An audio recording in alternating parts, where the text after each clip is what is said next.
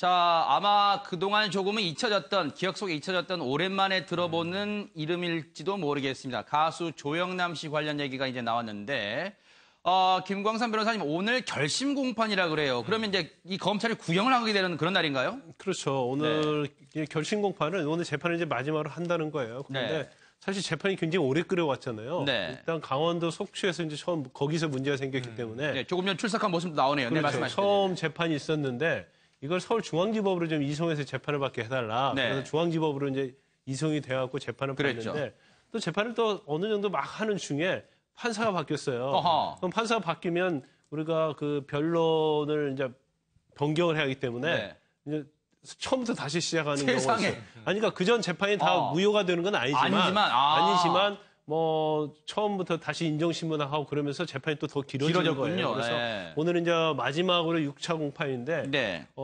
진중권 씨가 증인으로 참석을 한다고 하니까요. 제일 중요한 부분은 그럴 것 같아요. 지금 이 그림에 있어서 화투 그림에 있어서 그럼 조영남 씨가 관여한 정도가 얼마나 되느냐.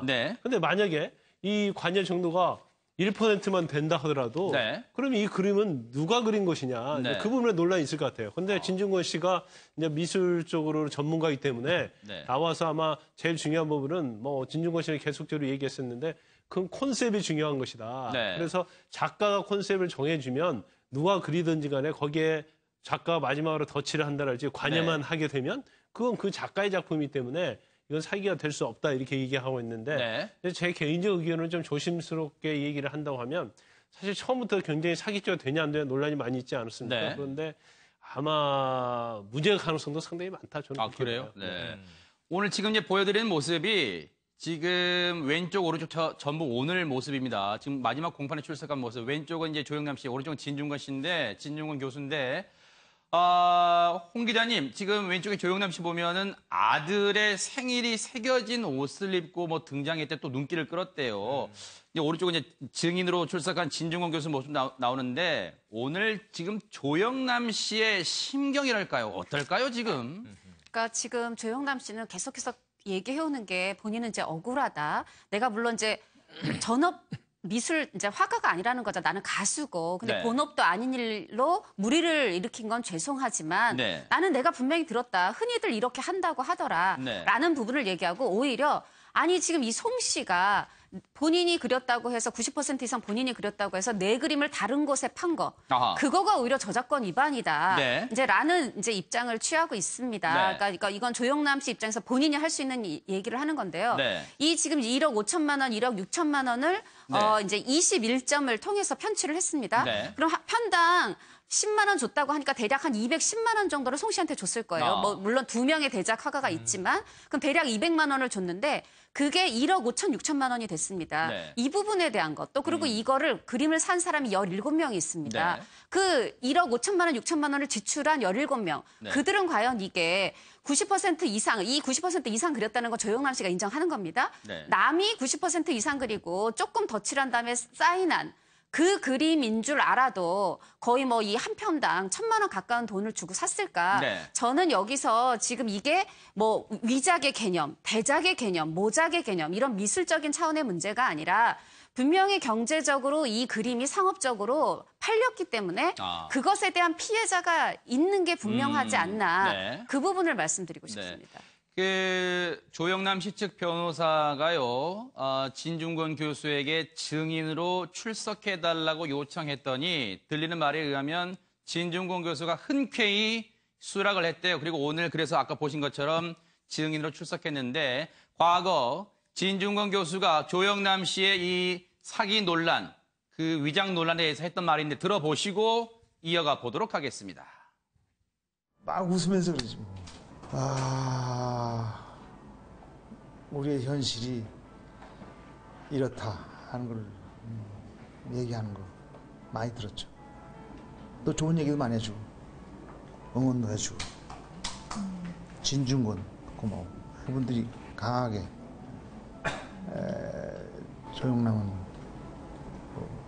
큰 죄가 없다 그런 식으로 얘기해 주셔서 현대 예술은 컨셉이 중요하고요. 그 컨셉을 물질적으로 실현하는 것은 그렇게 중요하게 여겨지지 않거든요. 그렇기 때문에 뭐 1%냐 99%냐 그 양적으로 따지는 건 별 의미가 없다고 봅니다. 구매자들은 이게 무명 작가가 대신 그린 99%를 그린 작품이라는 걸 모르고 샀을 가능성이 크고 근데 작품을 그 돈 주고 살 분들이라면은 알아야죠. 현대예술에서 중요한 건 컨셉이라는 걸 알아야 되는 것이고 그 부분을 갖다 작가한테 책임을 떠맡기는 건 물론 작가도 어느 정도 책임이 있겠지만 이게 본질적인 부분은 아니라고 봅니다.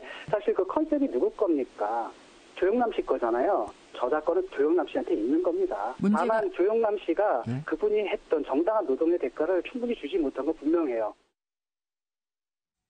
근데, 윤 대표님, 진 교수의 얘기를 보면요. 언뜻 듣기에 따라서는, 아니, 이런 추세를 그 그림을 사는 사람들이 무지해서 모르는 그 책임을 왜 조영남 씨에게 전가하느냐? 이렇게도 해석이 돼요. 불쾌합니다, 그래서. 그렇죠. 어떻게 보면은 피해자가 좀 조영남 씨가 그린 줄 알고 샀잖아요. 네. 근데 너희들은 그것도 모르고 샀냐. 네. 너희도 어떻게 보면 소비자들을 네. 탓하는 거죠. 어떻게 보면은 뭐 진중권 씨가 미술 평론가니까 네. 그분의 얘기는 0.01%만 조영남 씨가 개입이 돼도 네. 조영남 씨가 그린 게 맞다. 컨셉이 중요하다. 뭐 이런 그런 거죠. 얘기잖아요. 그 네. 예를 들어서 뭐 앤디 워홀 같이 네. 유명한 작가는 아예 그림 그리지도 않고 사인만 거기 사인만 하고 한다고, 네. 자기 이름부터 팔았다. 네. 물론 뭐 그건 전문적인 분야니까 저희들이 왈가왈부할 건 아니지만은 소비자 입장에서 보면 1억 6천만 원을 편취를 당했는데 그건 조영남 씨가 그린 줄 알고 샀잖아요. 네. 그건 엄연한 제가 보기에는 좀 문제가 있는 거 아니냐. 네. 진중권 씨 얘기는 컨셉이 중요하니까 조영남 씨가 저작권이 있는 게 맞고 네. 다만 노동법 문제다. 네. 한 그림 하나당 10만 원은 좀 심했다. 네. 뭐 이런 쪽으로 몰고 가는데 네. 제가 보기에는 소비자를 너무 조금 미술의 영역도 네. 물론 창작인 영역은 있지만 네. 소비자들은 틀림없이 그 그림을 조영남 씨가 네. 그렸다고 해서 산 거거든요. 네. 거기에 대한 거는 너무 어떻게 보면 무시하는 거 아니냐 이런 생각이 듭니다. 진 교수가 하나 간과하고 있는 게 있는 것 같아요, 최 교수님. 왜냐하면 꼭 미술에 조예가 있는 사람만 어떤 미술품을 산다고 생각하면 안 돼요. 당연하죠. 조영남 씨 본인을 사랑하는 당연하죠. 사람이 조영남 씨 작품을 살 수도 있는 거잖아요. 그러니까 지금 네. 진중권 교수가 이야기하는 것도 현대 미술이라는 넓은 분야에서 한 부분이에요. 네. 이 일이 터지고 나서 조영남 씨가 진중권 교수의 이야기를 차용해서 뭐라 그러냐면 나는 팝 아티스트다. 내가 한 건 팝 아트다. 팝 아트는 그럴 수 있어요. 심지어는 똑같은 거를 복사해가지고도 네. 1호, 2호, 3호, 3호 해서 팔지 않습니까? 네. 그리고 그게 신기한 거예요. 네. 마르셀 듀샹이라는 사람이 네. 변기를 하나 딱 전시해놓고 이건 샘이라는 작품이에요. 네. 근데 이게 자기가 만든 게 아니고 사와서 사인한 네. 겁니다. 이것도 예술이야. 이게 인정된 게 현대 미술 맞아요. 네. 그런데 그동안 조영남 씨가 미술 활동을 하면서 했던 인터뷰를 간과해서는 안 돼요. 네. 신문 인터뷰, 방송 인터뷰 다 네. 아틀리에에서 혼자 그리는데 공방이 아니에요. 앤디 워홀 작업실을 찾아가면 엄청나게 넓은데 아틀리에가 이름이 팩토리, 공장이라고 돼 있어서 수많은 협업자들이 같이 일을 네. 하고 거기는 앤디 워홀의 제자도 있고 네. 친구도 있고 콜라보레이션도 하고. 근데 이 조영남 씨는요. 그동안 네. 이 사건이 터지기 전까지는 아틀리에는 나 혼자 쓴다. 이 바쁜데 어떻게 그림을 그리세요? 부지런하면 돼. 부지런하면 아침부터 돼. 틈날 때마다 그려. 협조자가 있다는 얘기는 안 했단 말이에요. 네. 그러면 숨겨놓은 협조자를 그 그림을 구매하는 사람이 네. 혹시 이거 조영남 씨 본인이 그린 게 맞습니까? 네. 다른 사람이 이제 대작한 거 아닙니까? 그랬겠냐고요. 네. 그 위세당당한 그러니까요. 조영남이라는 네. 유명인에게. 네. 이걸 생각하면은 지금 사후 약방문의 해석은 진중권 교수의 이 말도 일부 일리는 있으나 네. 조영남 씨가 애초에 팝아트 이것은 협동작업 네. 이런 거 표방하지 않았었기 때문에 네. 깜짝같이 속을 가능성이 많이 네. 있었단 말이죠. 오늘 마지막 공판이고요. 현재 조영남 씨 근황을 보니까 빅5가 취재를 했습니다. 그랬더니 변호사 통해 취재했는데 여전히 그림을 많이 그리고 있대요. 논란 이후 혼자 다 그리고 있답니다. 논란 이후에는 혼자 다 그리고 있대요.